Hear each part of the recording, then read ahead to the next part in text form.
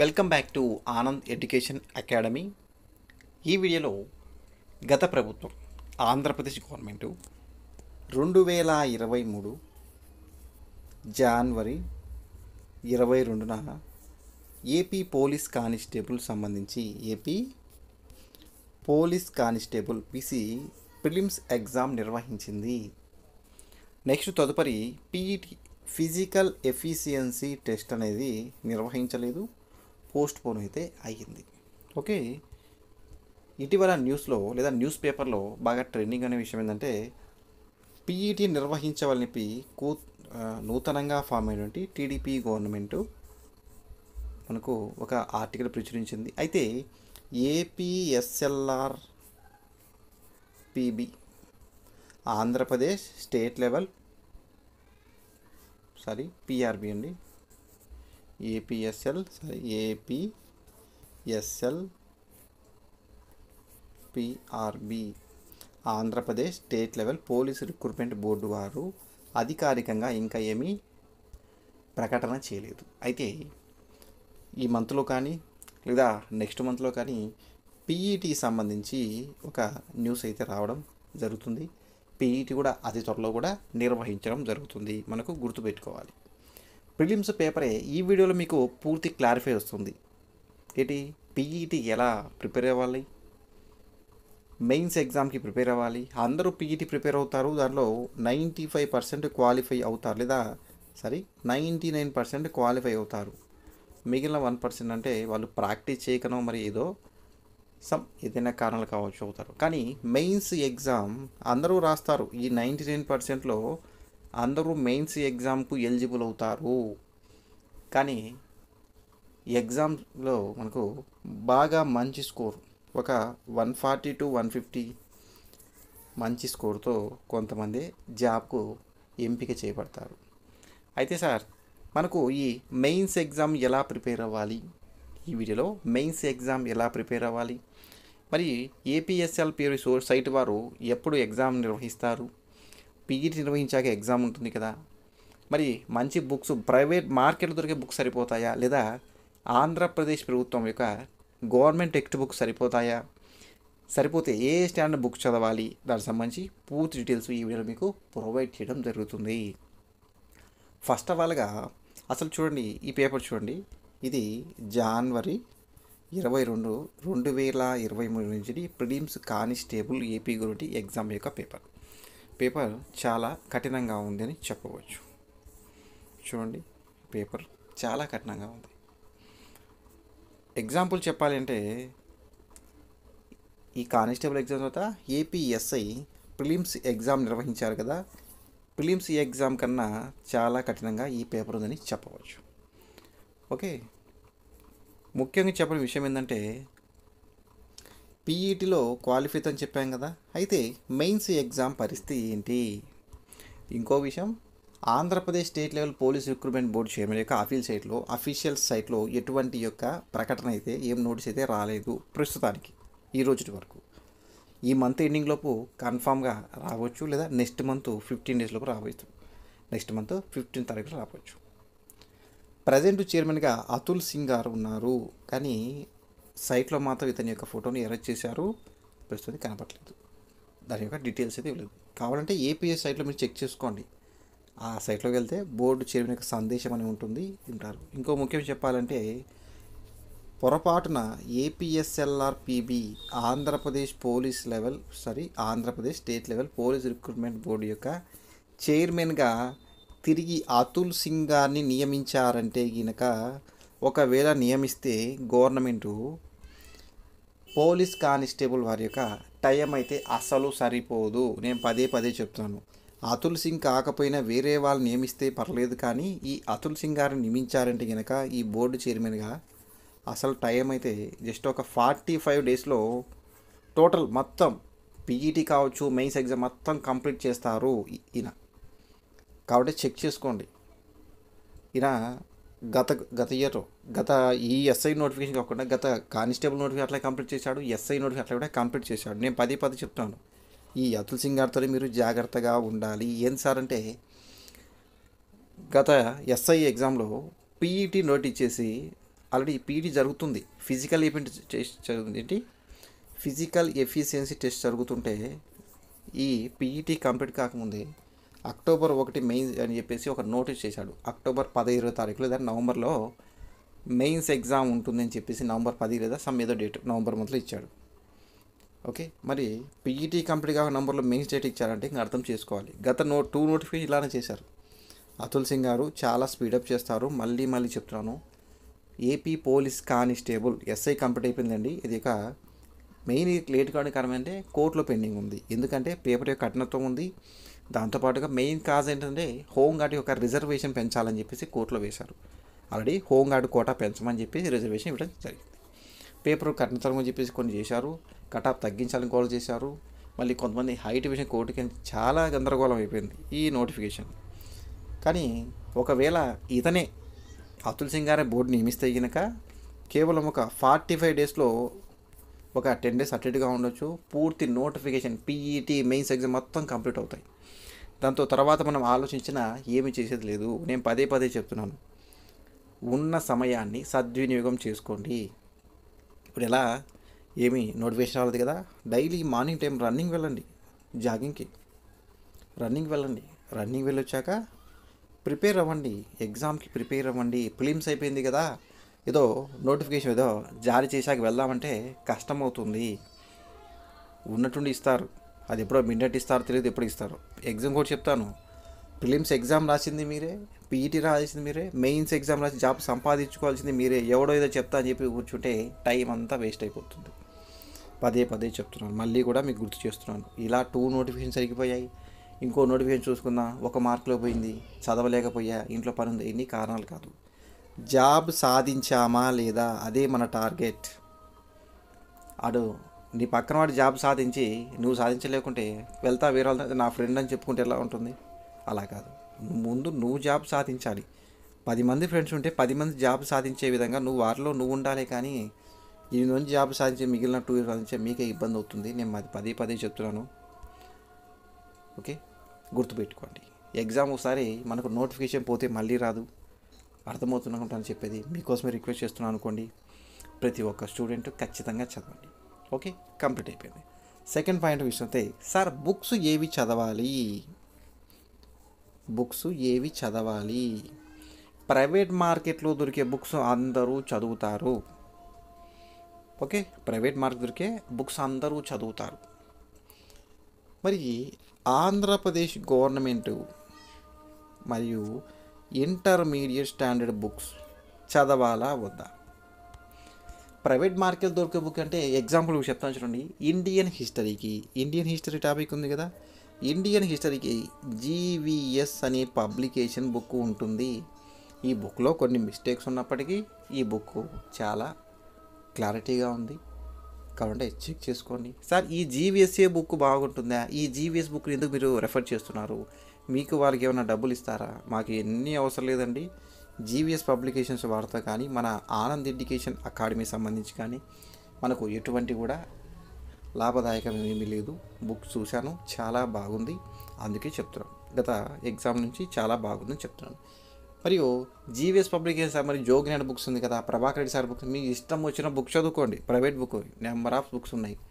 హిస్టరీకి పరంగా మీకు ఏ బుక్ అయినా చదువుకోండి, పాలిటీ పరంగా ఏ బుక్ అయినా చదువుకోండి. దాంట్లో నా అభ్యంతరం ఏం లేదు. మీకు ఏ బుక్ అలవాటైతే ఆ బుక్ చదువుకోండి.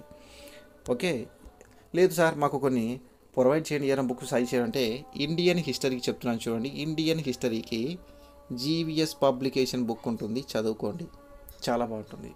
మరి పాలిటీకి RC Reddy, Prabhakar Reddy sir book ఉంటుంది, ఆర్సి రెడ్డి పబ్లికేషన్ తీసేసుకోండి. ఇంకపోతే జియోగ్రఫీ, మరి జాగ్రఫీ బుక్స్ ఏం చదవాలి సార్ అంటే సద్గుణరావు సార్ బుక్ బాగుంటుంది. దాంతోపాటుగా ఆర్సి రెడ్డి పబ్లికేషన్ కూడా బాగుంటుంది జియోగ్రఫీకి. సైన్స్ అండ్ టెక్నాలజీ లేదా బయాలజీకి అయితే కొన్ని బుక్స్ ఉంటాయి, తీసుకోండి. ఆర్సి రెడ్డి పబ్లికేషన్స్ ఉన్నాయి, ఇవన్నీ కూడా బుక్స్ ఉన్నాయి. మరి కరెంట్ అఫైర్స్ పరిస్థితి ఏంటి సార్? మరి అందరూ షైన్ ఇండియా పబ్లికేషన్స్ అంటే ఒక మ్యాగజైన్ ఉంటుంది, అది తీసుకుంటారు. దీంతో పాటుగా మనం చేసే మిస్టేక్ ఏంటంటే ప్రతిరోజు పోలీస్ కానిస్టేబుల్ ఎగ్జామ్ రాసే ప్రతి ఒక్కరు మీకు దగ్గర లైబ్రరీకి వెళ్ళండి. అక్కడ 4 to 5 మ్యాగజైన్స్ ఉంటాయి. న్యూస్ పేపర్స్ ఉంటాయి, ఇంగ్లీష్ మీడియం కావచ్చు, ఇదే ఎగ్జాంపుల్గా ఇండియా టుడే కావచ్చు, హిందూ పేపర్ కావచ్చు, సాక్షి కావచ్చు, ఈనాడు కావచ్చు, నెంబర్ ఏ పేపర్ మీకు ఏ పేపర్ నచ్చితే ఆ పేపర్ ఉన్న పేపర్ మొత్తాన్ని కవర్ చేసి ఒక నోట్బుక్లో నోట్ చేసుకోండి. అర్థమవుతుంటాను. గత 5-6 సంవత్సరాలు లేదా 10 years బ్యాక్ అయిపోయింది. ఆ నోటిఫికేషన్ కాలానికి ఆ కాంపిటీషన్ సరిపోయింది. ఈ కాంపిటీషన్ కాలానికి ఇంగ్లీష్ పేపర్ కూడా టచ్ చేస్తున్నారు, హిందూ పేపర్ని. అలానే ఉంటుంది. ఏదో షైన్ ఇండియా మ్యాగజైన్ అయితే సరిపోతుంది, ఇంకో బుక్ సరిపోతుంది, అవన్నీ వాస్తవం కాదండి. కరెక్ట్ పద్ధతి కాదది. చదివే విధాన్ని కొంచెం క్లారిటీగా చదవండి, క్లారిటీగా ఉండండి. ఇది చదివిన సరైన పద్ధతి. ఓకే, చూశారు కదా, గత ఎగ్జామ్లో చాలా కష్టంగా ఉంది బుక్. ఓకే, ప్రైవేట్ బుక్స్ అయితే పరిస్థితి. మరి ఏపీ గవర్నమెంట్ బుక్స్ ఏ స్టాండర్డ్ చదవాలి, ఏ బుక్స్ చదవాలి, చదవకూడదు? ఏపీ గవర్నమెంట్ బుక్స్ 6వ తరగతి 6th స్టాండర్డ్ నుండి 10th క్లాస్ బుక్స్ చదువుకోవాలి. ఓకే సార్, మరి 10th క్లాస్ బుక్ పాతవే కొత్తవే? పాతవి చదవాలి, కొత్తవి చదవాలి.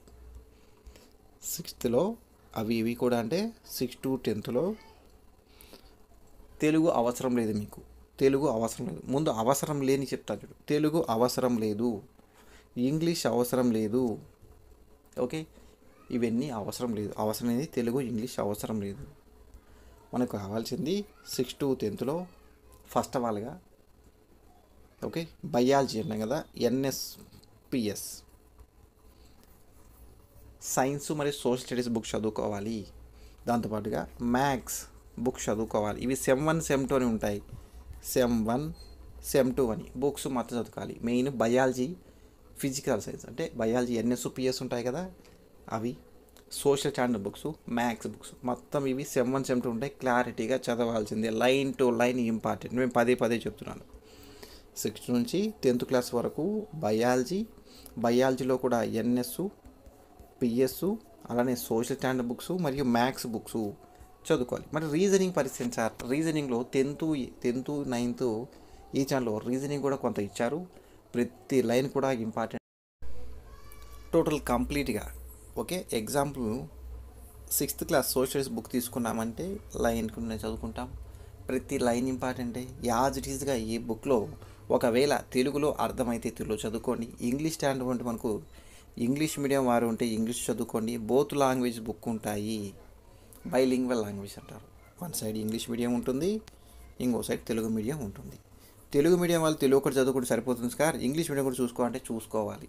దానికి ఎగ్జాంపుల్ ఈ గత ఎగ్జామ్లో ఏంటి, ఫిలిమ్స్ ఎగ్జామ్లో ఏంటి గందరగోళ పట్టి క్లారిటీగా చూపిస్తాను. ఓకే సార్, మరి ఇంటర్మీడియట్ స్టాండర్డ్ బుక్స్ కూడా చదువుకోవాలా? ఎగ్జాక్ట్లీ చదువుకోవాలి. అవి కూడా intermediate first year and second standard books చదువుకోవాలి. మనకు డిగ్రీ స్థాయి అవసరం లేదు, 6th to 12th స్టాండర్డ్లో చదువుకోవాలి ఖచ్చితంగా. అవి కూడా 6 to 10th వరకు మ్యాథ్స్, బయాలజీ, సైన్స్, సోషల్ చదువుకోవాలి. మరియు ఇంటర్మీడియట్ స్థాయి 11th మరియు 12th స్థాయిలో ఏం చదువుకోవాలి? దాంట్లో ముఖ్యంగా హిస్టరీ బుక్స్, దాంతోపాటుగా physics and chemistry, botany, zoology books చదువుకోవాలి. ఇవన్నీ కూడా ఇంపార్టెంట్. సార్ ఇవి మొత్తం చదివితే జాబ్ వస్తుందా? ఖచ్చితంగా అంటే కన్ఫామ్గా వస్తుంది. 100% చెప్తాను చూడండి, 100% చెప్తాను.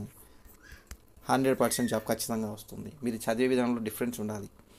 ఈ బుక్స్ అందరు తీసుకుంటారు, అందరు తీసుకోరు కదా కదండి. ఈ బుక్స్ ఏంటంటే మీరు చదివిన అదే బుక్, నేను ఎవరు చదివిన బుక్కే, చదివే విధానంలో తేడా ఉంటుంది. మనం చేస్తుంటే ఒకసారి బుక్ చదివి అమ్మయ్య నేను చదివి పక్కన పెట్టేస్తాం. అది రాంగ్, కరెక్ట్ పద్ధతి కాదండి. ఇంటర్మీడియట్ స్టాండర్డ్ బుక్స్ చదువుకోవాలంటే physics, chemistry, botany, zoology, history books ఉంటాయి. ఇవన్నీ సెమ్ 1 సెమ్ 2 ప్రకారంగా ఉన్నాయి, కొత్తవి. ఓకే, అవన్నీ కూడా ఉన్నాయి. ఇవన్నీ కూడా మనకు మార్కెట్ లభిస్తాయి. మనకు ఆన్లైన్ లభించే బుక్స్ అంటే 6 to 10th వరకు ఉన్నాయి, డిగ్రీ నుంచి ఉన్నాయి. ఇంటర్మీడియట్ బుక్స్ అయితే ఆన్లైన్ అవైలబుల్గా లేవు. ఇవన్నీ కూడా 2018 నాటికి ప్రింట్ అయ్యాయి. ఈ తర్వాత ప్రింట్ అయిన బుక్స్ ఇంకా ప్రింట్ వేయలేదు కాబట్టి 2018 ముందు వచ్చిన బుక్స్ చదువుకోవచ్చు. ఓకే, లాస్ట్ ఇదే ప్రింటింగ్. అర్థమవుతుందా? Botany, zoology, physics, chemistry, history standard books చదువుకోవాలి. సార్ మేము ప్రైవేట్ బుక్స్ ఒక్కటే చదువుకుంటాం, ఈ బుక్స్ చదవము మాకు వల్ల కదంటే ఓకే, దాంతో ప్రాబ్లం లేదు. ఏం చెప్తాను చూడండి ఎగ్జాంపుల్గా. ఇవి ప్రైవేట్ బుక్స్, ఇవి గవర్నమెంట్ బుక్స్, ప్రైవేట్ బుక్స్ మరియు government books. Private books, government బుక్స్లో ఈ ప్రైవేట్ బుక్స్ అందరూ చదువుతారు. దీనివల్ల మీకు ఎగ్జామ్ అయిన వాళ్ళకు 200 మార్క్స్.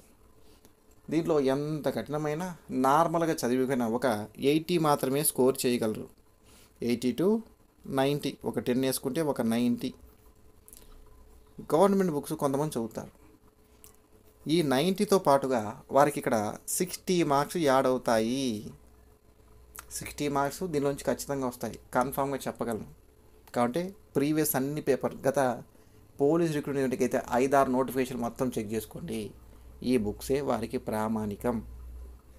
6 to ఇంటర్మీడియట్ స్టాండర్డ్ వరకు, డిగ్రీ స్టాండర్డ్ కూడా అవసరం లేదు. నేను మళ్ళీ చెప్తున్నాను. ఓకే, ఇక్కడ ఒక 90 స్కోర్ చేసుకున్న ఒక 60 స్కోర్ చేసుకుని ఎంత వస్తాయి? 150 వస్తుంది. ఎంత ఓపెన్ అయినా సరే నీ జాబ్ నీ చేతిలో ఉంటుంది. అది చదివే పద్ధతి, చదివే విధానం, చదవాల్సిన బుక్స్ క్లారిటీ పూర్తిగా అర్థమైంది అనుకుంటాను. ఓకే, మీకు ఏదైనా డౌట్స్ ఉంటే మాత్రం కామెంట్ సెక్షన్లో డొక్లేయండి, మీకు క్లారిఫై చేస్తాను. ఓకే, చూడండి చాలా కంటెంట్ ఉంది. డైలీ ఏం చేస్తారు, మీకు న్యూస్ పేపర్ ఖచ్చితంగా రీడ్ చేయాలి. కరెంట్ అఫైర్స్ కోసం లైబ్రరీకి వెళ్ళండి. అవసరమైతే మీరు ఒక పేపర్ ఏంటి, కరెంట్ అఫైర్స్ అంటే ఒక పేపర్ని గ్యాదర్ చేస్తారు. వీళ్ళు చేసే పేపర్ ఏంటంటే ఎగ్జామ్ పేపర్ చూడండి, English medium to Telugu translation ఉంటుంది. కాబట్టి వీలైతే హిందూ పేపర్ కూడా ఒకసారి రెఫర్ చేయండి. లైబ్రరీకి వెళ్ళండి. ప్రతిరోజు 1 hour 2 hours స్పెండ్ చేసినా పర్లేదు. మీరు ఎర్లీ మార్నింగ్ రన్నింగ్ చేసుకుంటానే ప్రజెంట్ 1 time అవసరం అవుతుంది. జాగింగ్, రన్నింగ్ 2 times అవసరం లేదు. ఒకవేళ పీఈటీ డేట్స్ ఇస్తే 2 times వెళ్ళండి. కానీ ప్రజెంట్ అయితే ఖచ్చితంగా 1 time వెళ్ళండి. సార్ వర్షాలు పడుతున్నాయి కదంటే, దానికి వర్షాలు పడతాయి కానీ వర్షాలు పడినప్పుడు వెళ్ళండి. ఓకే, మీకు ఎలా సౌకర్యం ఉంటే అలా చేసుకోండి, నెగ్లెక్ట్ అయితే చేయదు. ఒకసారి రీసెంట్గా 2023 జాన్ నెల 22 నుండి ప్రిలిమ్స్ ఎగ్జామ్ పేపర్ యొక్క క్వశ్చన్స్ పేపర్ చూద్దాం. చూడండి ముందు ఇక్కడ మొత్తం 200 మార్క్స్ ఉంటుంది క్వశ్చన్స్. చూడండి, క్లారిఫై చేస్తాను. అసలు ప్రశ్నల యొక్క సరళ ఎలా ఉంది మీకు అర్థమవుతుంది.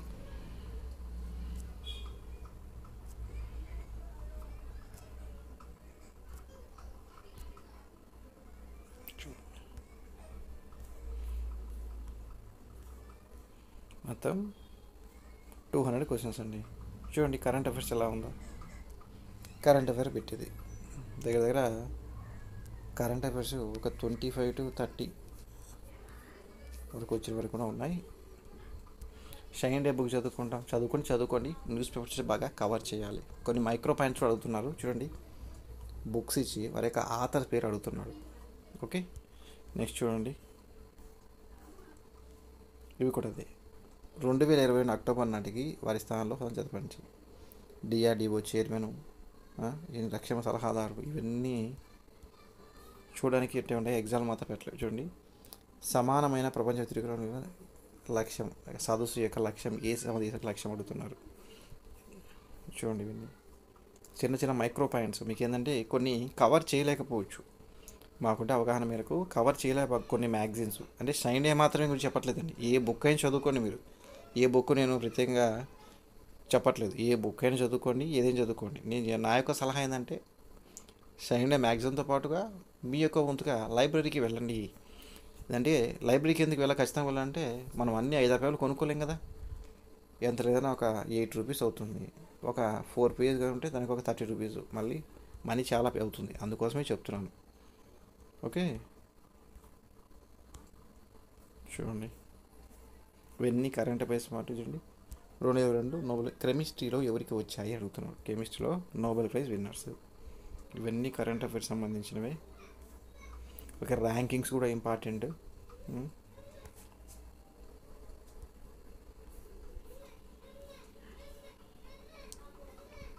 ఇవన్నీ కరెంట్ అఫైర్స్ పార్టే. ఓకే,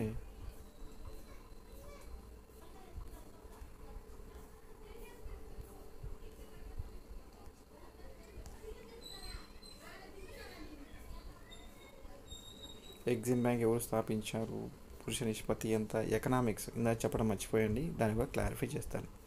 ఓకే, కరెంట్ అఫైర్స్కి అయితే షైన్ ఇండియా మ్యాగజైన్తో పాటు న్యూస్ పేపర్ కూడా చదువుకోవాలి. ఓకే, ఎకనామిక్స్కి దాకా చెప్పడం మర్చిపోయాను. అవి కూడా 10 to 15 క్వశ్చన్స్ వరకు రావచ్చు. Intermediate first and second year యొక్క 2 బుక్స్ ఉంటాయి. 2 బుక్స్ తెలుగు అకాడమీ సంబంధించి, ఎకానమీ బుక్స్ కూడా చదవాలి. ఎకనామిక్స్ ఓకే, ప్రైవేట్ బుక్ కూడా చదవాలి. ఏదంటే కొన్ని అప్డేట్ కోసం మనం రెఫర్ చేసుకోవడానికి చదువుకోండి. మరి ఎస్ఐ స్థాయిలో అంత అవసరం లేదు, కానీ దానితో చదవాల్సిందే. ఎందుకంటే టఫ్నెస్ పెరిగితే మనం పెట్టలేకుంటే ఇబ్బంది అవుతుంది. ఓకే, చూడండి ఎగ్జాంపుల్గా భారత రాజ్యాంగంలోని 8వ షెడ్యూల్లో అగుపించని భాష, కనిపించని భాష అంటే ఏంటి? భారత రాజ్యాంగంలో 8వ షెడ్యూల్ ఏముంది? అధికార భాషల గురించి తెలుపుతుంది. అధికార భాషలో లేని భాష అడుగుతున్నాడు. ఇక్కడ లేని భాష ఏంటి? సింధీ ఉంది, ఉర్దూ ఉంది, డోగ్రో ఉంది, గోండీ భాష లేదు. బోడో, డోగ్రీ, గోండీ, బీడిఎస్ అంటాం కదా, బోడో, డోగ్రీ, సింధీ అనే భాషలో మనకు చేర్చడం జరిగింది. లాస్ట్లుగా మనకు గోండీ భాష లేదు. ఆన్సర్ ఇది అవుతుంది. ఓకే, గుర్తుపెట్టుకోవాలి. ఇవన్నీ కూడా చిన్న చిన్న క్వశ్చన్సే, ఇవన్నీ కూడా మనకు ఒకసారి పెట్టలేము, ఆ విధంగా ఉంటాయి. ఇవన్నీ కూడా సోషల్ స్టడీస్ బుక్లో 6th to 10th స్టాండర్డ్లో కూడా ఉన్నవి. కొంచెం చెక్ చేసుకోండి. చూడండి, ఇది చూడండి, ఇక్కడ నోటా గురించి అడుగుతున్నాడు. ఏ సంవత్సరంలో ప్రవేశపెట్టారు అని.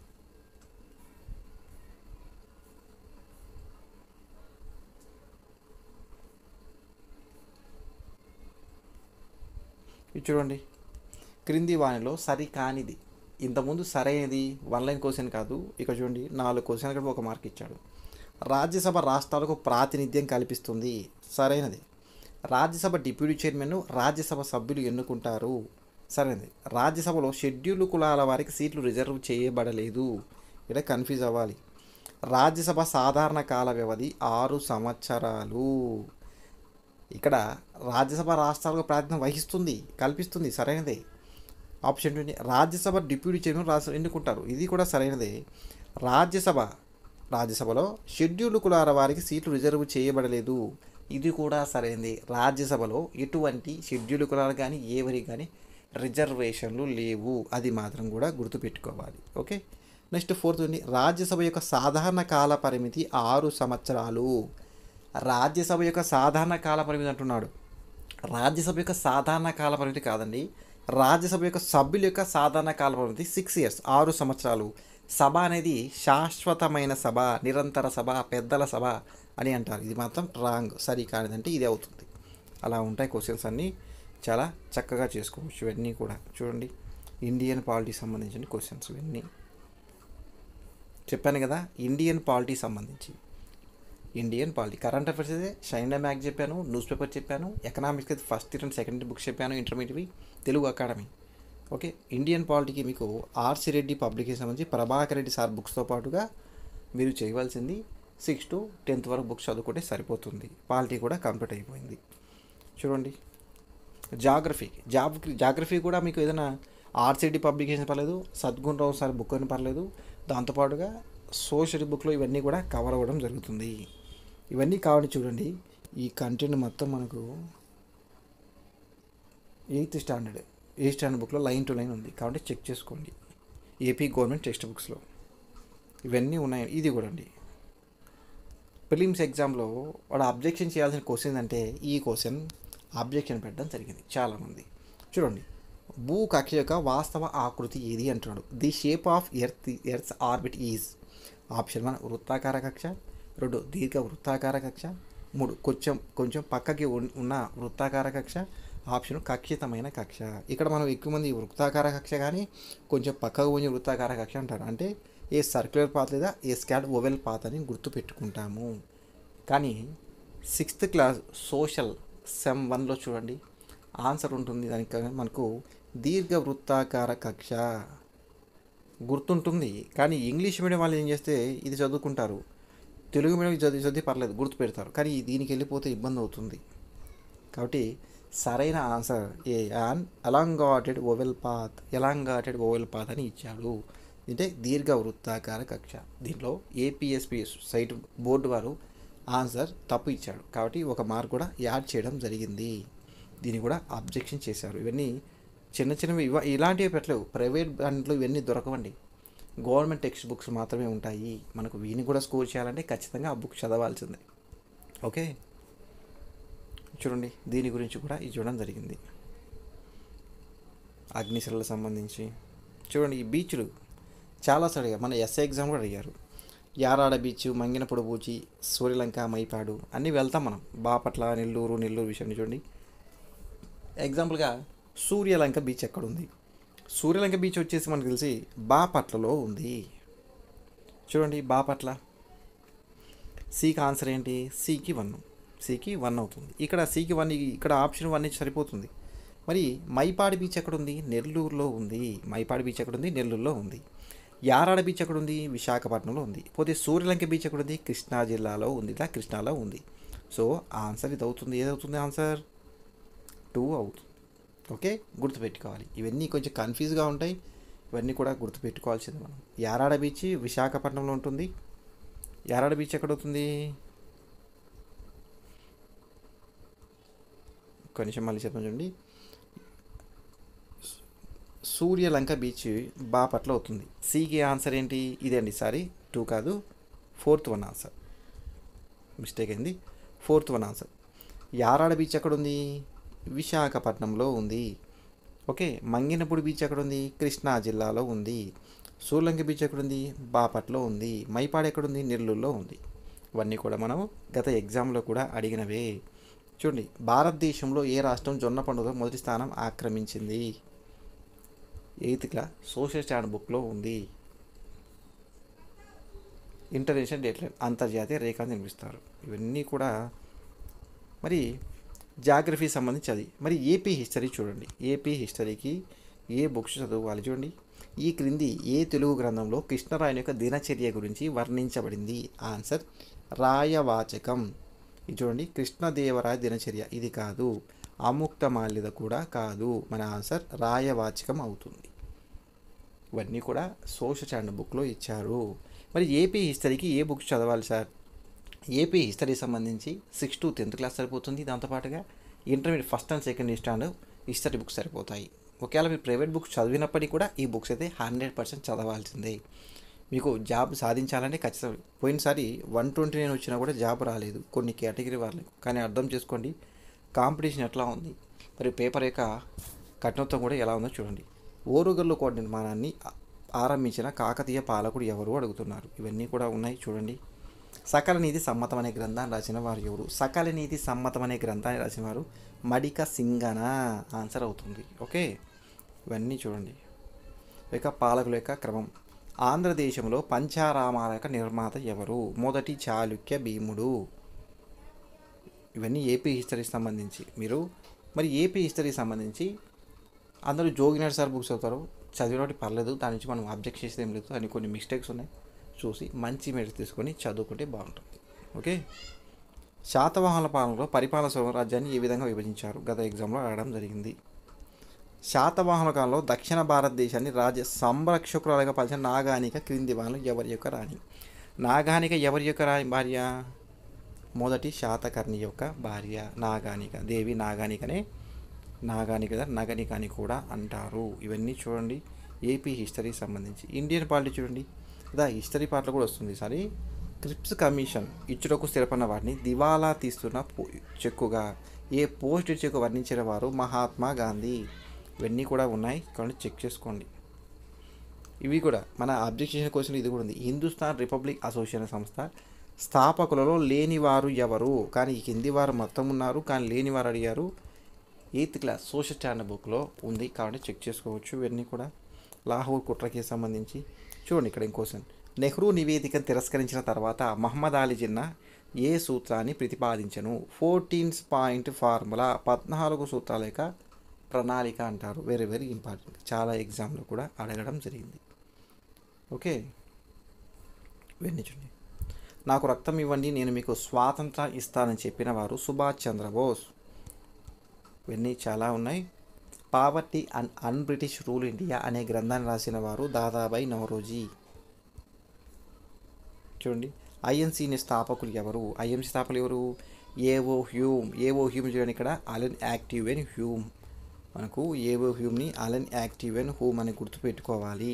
స్థాపించిన వారు ఆయన ఎప్పుడు 1885.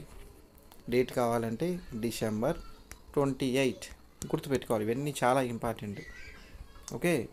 భారతదేశంలో మొట్టమొదటి వారపత్రిక ఏది బెంగాల్ గెజిట్.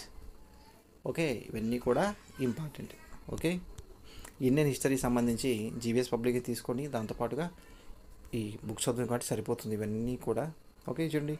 1850 సిపాల్ తిరుగుబాటు ప్రథమ భారత స్వాతంత్ర సంగ్రామంగా గమనించిన వారు ఎవరు? విడి సావర్కర్. ఏం సార్ ఇక్కడ లేదంటే గుర్తుపెట్టుకోవచ్చు. ఈ టైంకి ఇది పెట్టేస్తాం. వీడి అంటే వినాయక్ దామోదర్ సావర్కర్ని గుర్తుపెట్టుకోవాలి. ఓకే, ఇవన్నీ కూడా ఇంపార్టెంట్ అండి. మీకు ఏదైనా డౌట్ ఉంటే మాత్రం ఖచ్చితంగా డిస్క్రిప్షన్ వాళ్ళకు కామెంట్ చేయండి. ఇదో 8th క్లాసు 2nd పేజీలో సోషలిస్ట్ సెకండ్ పేజీ అయిపోయింది. వాస్కోడ గామ భారతదేశ లేదా కాలికట్టుకు ఎప్పుడు 1498. ఓకే, ఇంగ్లీష్ మాత్రం కొంచెం సెంటెన్స్ అంటే ప్రొనౌన్సెన్సు అవన్నీ ఉంటాయండి. అండర్లైన్ కోసం మాత్రం చెక్ చేసుకోండి, ఇవన్నీ ఉంటాయి. ఏదైనా ఒక బుక్ చదువుకోండి. ఓకే, సబర్మతి ఆశ్రమం ఇవన్నీ చూడండి. మ్యాచింగ్ గవర్నర్ జనరల్స్ వారి కాబట్టి ఇంపార్టెంట్ అవన్నీ కూడా. ఓకే, లార్డ్ రిప్పన్ స్థాపించేది మనకు స్థానిక స్వపరిపాలన అనగా డీకి ఏంటి ఆన్సర్ అవుతుంది చూడండి. డీకి 1, ఇక్కడ డీకి 1 ఉంది, ఇక్కడ డీకి 1. ఇట్లాంటివి కన్ఫ్యూజ్ అవ్వకూడదు, అంటే క్లారిటీగా చదువుకోవాలి. ఇట్లాంటివన్నీ ఉంటాయి. ఏదో ఊరికి రాసిద్దామంటే కష్టమవుతుందండి. చూడండి, ఇక్కడ భారత జాతీయ కాంగ్రెస్ పట్ల సర్ సయ్యద్ అహ్మద్ ఖాన్ వైఖరి మార్చిన అలీగర్ ఆంగ్లో ఓరియంటల్ కళాశాల ప్రిన్సిపాల్ ఎవరు? Answer Theodore Beck. ఇవన్నీ ఉన్నాయి, ఇవన్నీ క్లారిటీగా చదువుకోండి. చూడండి, ఇటువంటి క్వశ్చన్స్ వచ్చినప్పుడు కన్ఫ్యూజ్ అవుతాం. ఇవన్నీ బుక్స్లో ఉంటాయి, ప్రైవేట్ బుక్స్లో ఉండవు, గవర్నమెంట్ బుక్స్లో మాత్రమే ఉంటాయి. 1857 సిపాల్ తిరుపతిలో తొలి అమరునిగా ఎవరిని భావిస్తారు? ఎవరు? మంగల్ పాండే. నానాసాహెబ్ కాదు, బహదూర్ షా కాదు, లక్ష్మీబాయి కాదు. కాబట్టి ఎవరు? మంగల్ పాండే ఆన్సర్ అవుతుంది. మొదటి మృతువీరుడు అంటారు మంగల్ పాండే. 0 అంకెను మొదట కనిపెట్టిన వారు ఎవరు? భారతీయులు. 6th క్లాస్ స్టాండర్డ్ బుక్లోనే ఉంది కాబట్టి చెక్ చేసుకోవచ్చు. ఇవన్నీ చూడండి. సైన్స్, బయాలజీ సంబంధించి మీరు ఏ పబ్లికేషన్ తీసుకున్నా ఖచ్చితంగా 6 to 12th వరకు మ్యాక్సిమం 10th లోపు ఇస్తారండి. ఫిలిమ్స్ వరకు, మెయిన్స్ అయితే 12th స్థాయి వెళ్తారు ఖచ్చితంగా. బయాలజీ బుక్ లైన్ ట్రైన్ ఇస్తారు కాబట్టి చెక్ చేసుకోండి. పదే చెప్తున్నాను. ఓకే, ఇవన్నీ అవేయండి. ఇవన్నీ ఏదో ఫిజిక్స్ కానీ కెమిస్ట్రీ కానీ ఇవన్నీ దాంట్లోనే ఉంటాయి. ఇవన్నీ చూడండి ఎంత కంటెంట్ ఉందో ఇవన్నీ కూడా. ఓకే,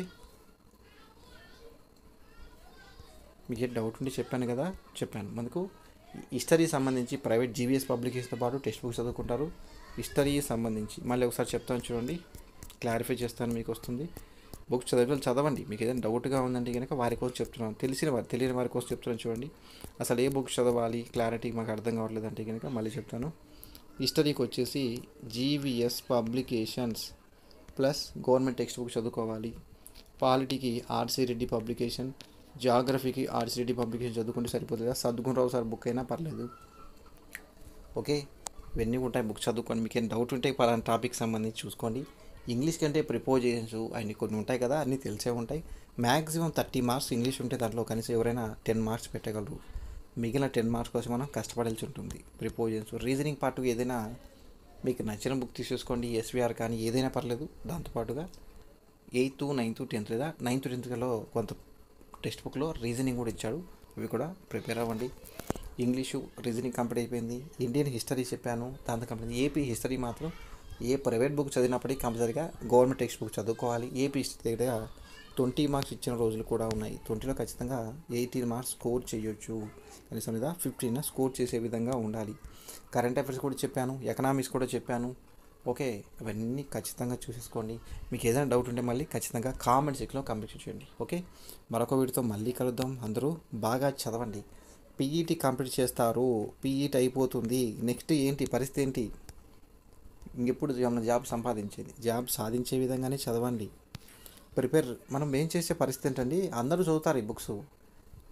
చేసే పొరపాటు ఏంటంటే రివిజన్ లేక, రివిజన్ ఉండాలి. రివిజన్ లేని జాబ్ కష్టమని సాధించడం.